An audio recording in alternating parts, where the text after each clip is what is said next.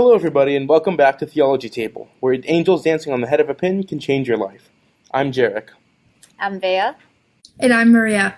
Today we're discussing a little bit of a strange topic. We're discussing a Catholic response to the hit cartoon show Rick and Morty. It's a deeply, deeply philosophical show, which I think is part of why it's so appealing to so many people. And so I guess the first question is, what sort of philosophy does Rick and Morty espouse? Like, what sort of philosophy are they giving us? Well, one philosophy that's very huge in the show is called Absurdism, and it derives from the French philosopher Albert Camus. And basically, Absurdism, like Camus, he's very interested in this idea of the absurd, where, we live our lives, and, as human beings, we try to look for existence, like, why do I exist? Kind of like going back to Descartes, why do I exist? But he finds that, it doesn't really matter. Why are we asking this question? We should ultimately just, look at life before us and enjoy that. And he writes this book called The Myth of Sisyphus, and Sisyphus is this Greek king, and he's condemned to take a huge rock and he rolls it up, the same hill, and then it always falls down. And he does right that before he gets to the top. Over and over. Yeah. And he has to do that for his entire life. And like Camus' famous line is that one must imagine Sisyphus happy, which sounds like a very, very strange idea. But in effect, what Camus' argument is that because Sisyphus realizes that he can never do what he's being commanded to do, that his life is in fact meaningless and he doesn't have a purpose that he can reach, he's liberated from the need to reach it, if that makes sense. So there's a fundamental gap between the human desire for meaning and the reality of the universe, that there is no meaning. And that's a good way of putting it. And Camus and then Rick and Morty challenge us to embrace the meaningless of the universe, therefore releasing ourselves from this deep anxiety of trying to create meaning. At the end of the day, if we're able to do this successfully, we will be able to create a subjective meaning that is defined by us and that we can live out in our day-to-day life and be happy to some extent, as happy as you can be in a world that doesn't have meaning.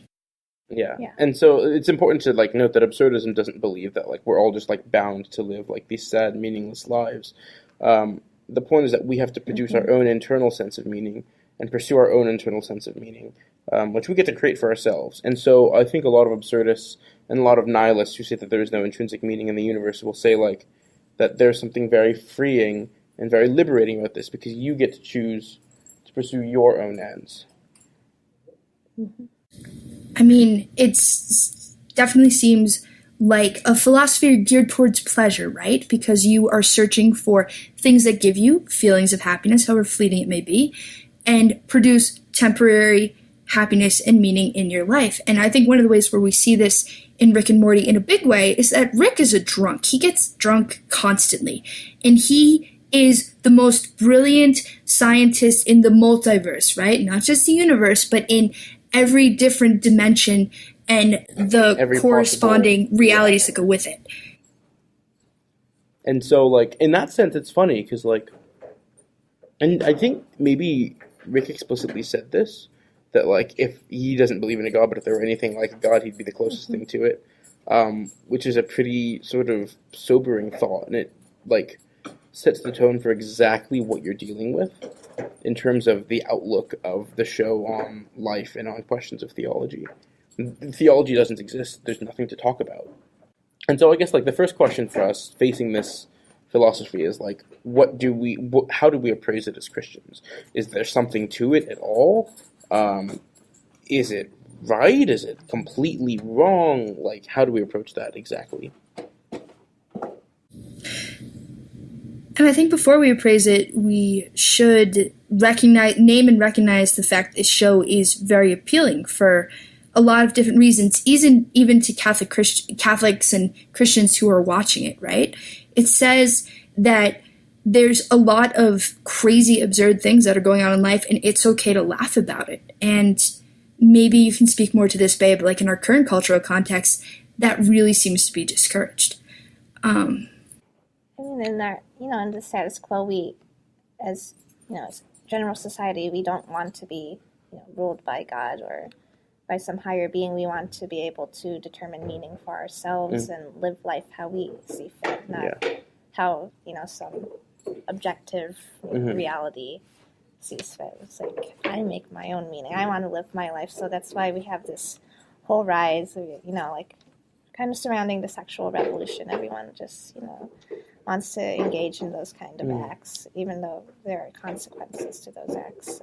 And so from that response, it seems pretty clearly that, like, we as Catholics, or we as Christians in general, like, absurdism is not something that we can subscribe to. Yes. It's very clear that absurdism, the notion of there not being an objective meaning or an objective order for the universe, an objective purpose, and like, even independently, like, that alone rules out any sort of theism, just in some respect. But then absurdism goes a step further and says, like, that, I mean, because Christianity holds that we each have an individual purpose.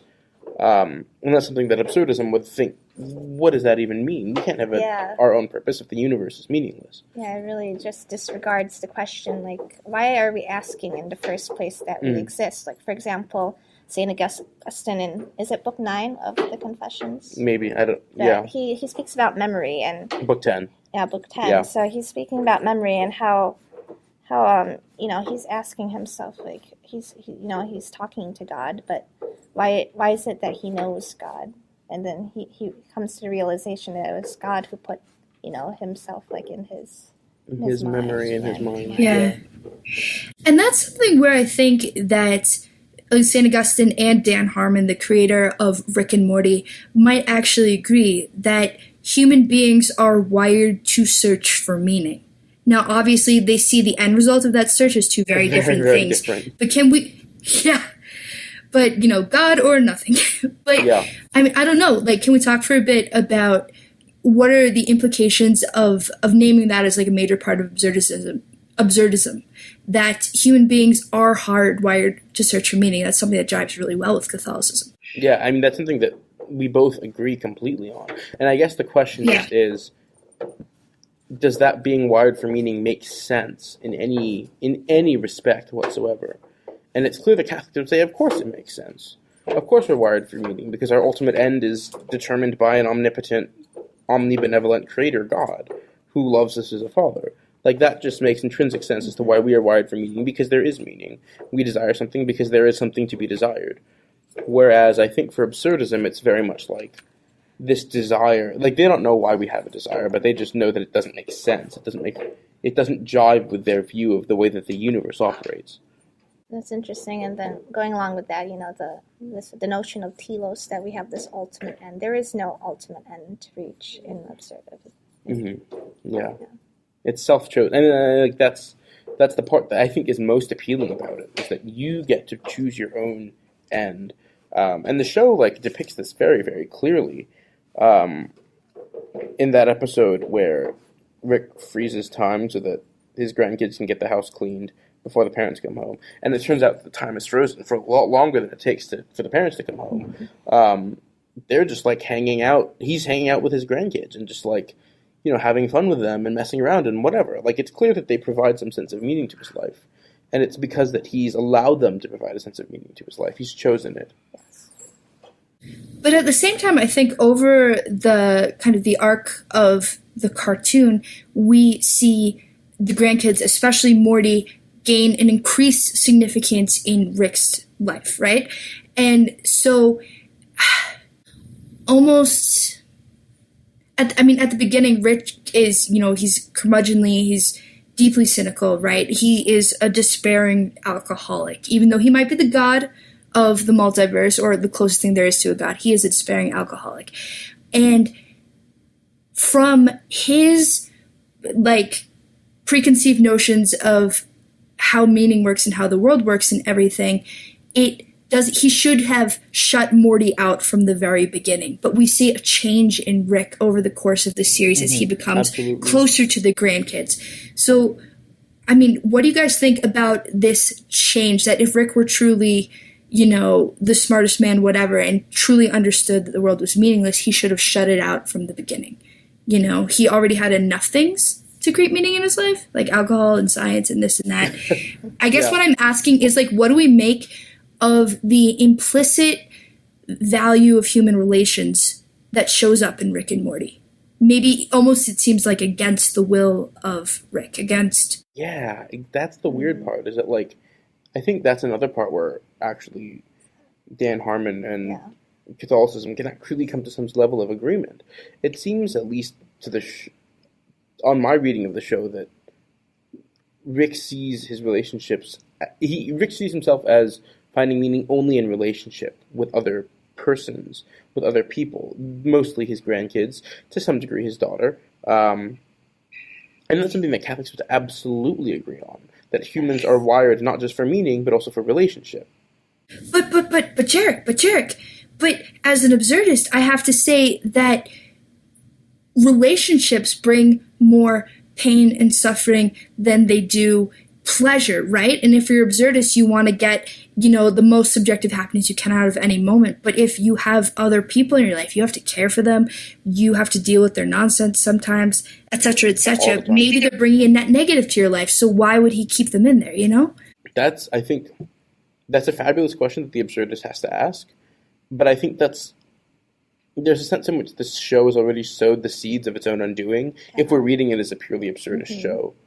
Because in the same sense that we're wired to search for meaning, whether it exists or not, we're wired for relationship, whether it's rational or not. Yes. And so you can either say, okay, this doesn't make sense and we have to overcome it and fight to overcome it, or we can say, this tells us something intrinsic and real and objective about the human person. Yes, and like going deeper is not only are we called into relationship, but also to love. That's why are we in these relationships to begin with? Are we just using other people, or is it because we're expressing love towards the other? As Aquinas says, we're willing the good of the other. Mm. That's beautiful, Bea. Yeah. Yeah, and I think the way that the show can sort of save itself, if we're reading it as a purely absurdist show, is that, like, regardless of why Rick wants what he wants, he's pursuing what he wants because he wants it. His own wanting makes it the object of his desire. It's not because of any independent thing. But, like, and the question of why to them seems like nonsense. It can just be like, it can just be a function of evolution that we desire things. It can, it doesn't make a difference. Really. Yeah. Just this desire of being without, and that's something that you want out there, so you reach towards that thing. And so, like, in a sense, the ethics of Rick and Morty are very, very complicated because, like, this basic metaphysics seems to be so different. Whereas the Christian metaphysic has an ordered universe, ordered towards one thing, which is that God, its creator. The sort of nihilistic / absurdist metaphysic has nothing of that. And that totally has, like, an impact on the way that they're invited to live their lives and that we're invited to live our lives. So, vaguely connecting that point with our recent conversation, Jarek and Bea, you both brought up the fact that, our arguments and critiques are assuming that this is a purely absurdist show, right? Yeah. Do you guys think that any form of art or social engagement or anything can be purely absurdist? Like, is it a philosophy that holds up 100%? Do you see what I'm saying? Yeah. Is it Picasso absurdist and how he... I don't know personally if he is. Just like how he paints. But, like, I think so, because, I mean, there's no question that art itself includes some sort of meaning in it. You can't have meaningless art, or else it's not art. It's not communicative. Yeah. It's not expressive of anything if there's no meaning. Yeah. But the question is where that meaning comes from and how we get our meanings. Mm-hmm. Yeah. And so you can have a piece of art which tries to express a meaning independent of wherever it came from. Just say, like, I feel this, I want to express this, and because I want to express this, it makes it so. But I think, as we talked about with Rick and Morty earlier, like, at least the particular way that they tried to make the show unfold, Rick still has intrinsic desires. I mean, it's not even, like, we can't even say they're human desires because he's not human, but they're just, like, intrinsic desires. for relation with other people.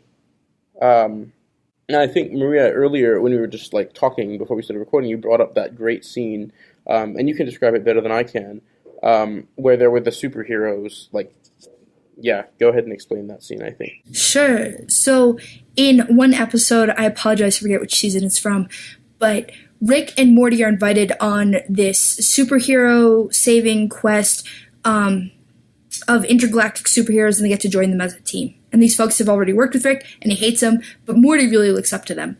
So they go, Morty becomes a part of the squad, which we find out later is super dysfunctional.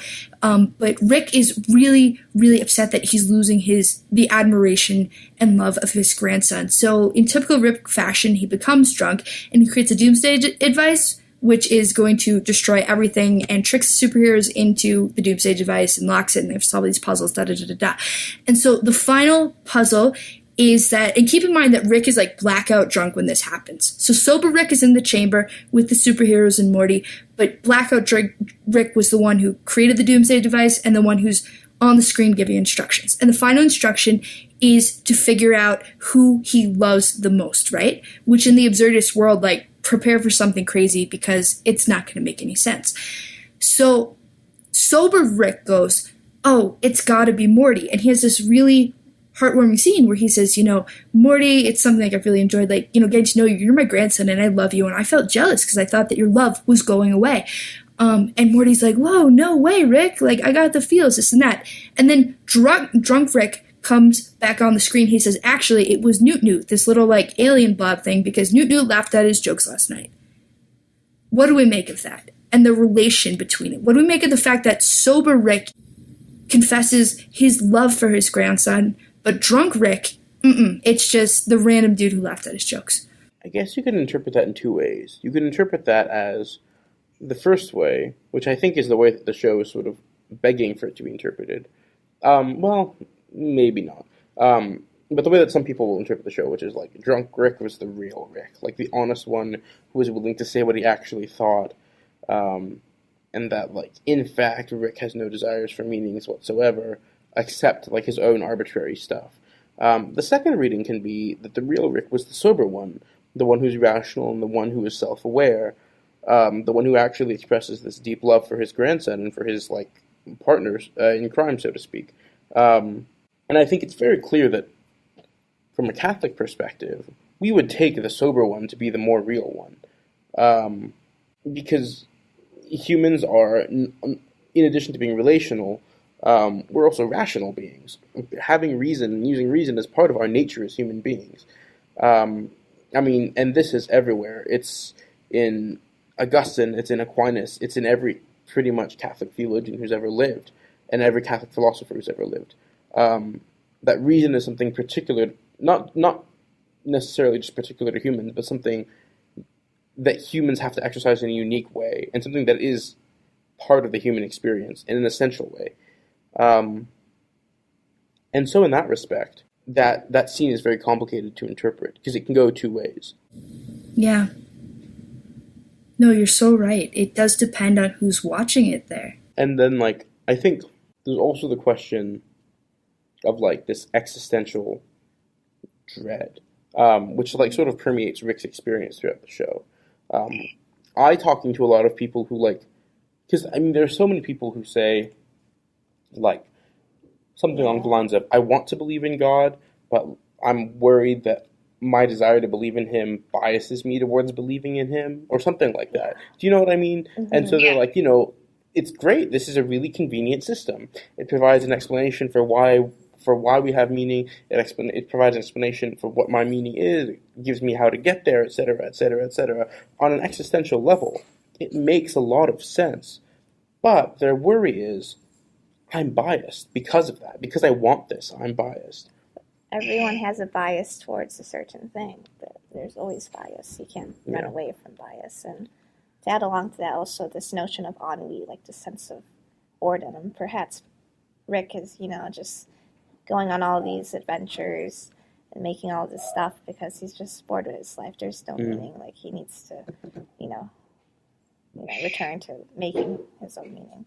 Mm-hmm. Yeah. That's an interesting I don't know if we can particularly pursue it, but just a point. It's really interesting the way you point that out. That there's no contemplation at all in the universe of Rick and Morty. Yeah. It's go, go, go, go, go, go, go, go, go, go, go. Yeah, absolutely. And I guess as a very last note before we end, like, what do we do about this? Like, how do we approach this show? If its philosophical underpinnings are so sort of opposed to a Catholic or a Christian system. And yet I find it hilarious. What do we do? Well, one of the things which I've been wondering about this show is it reasonable to accept a philosophy that comes from despair, right? You have to think of where the environment this is coming out of, and so absurdism and existentialism hit their big crescendo in post-World War II France, which was bombed out, it was depressed, a lot of the people were refugees, it was economically very poor. In Rick and Morty, the more philosophical parts of it are coming out of the experience of Rick, right? Who, yeah, he's a genius, that's really cool, but he is a despairing, cynical drunk. Is it reasonable to accept this from these sources? I guess what I'm saying is I almost see it almost like heresy, right? Like, most of it is reasonable. You think of it, and everything can be traced back to heresy. I'm a pickle.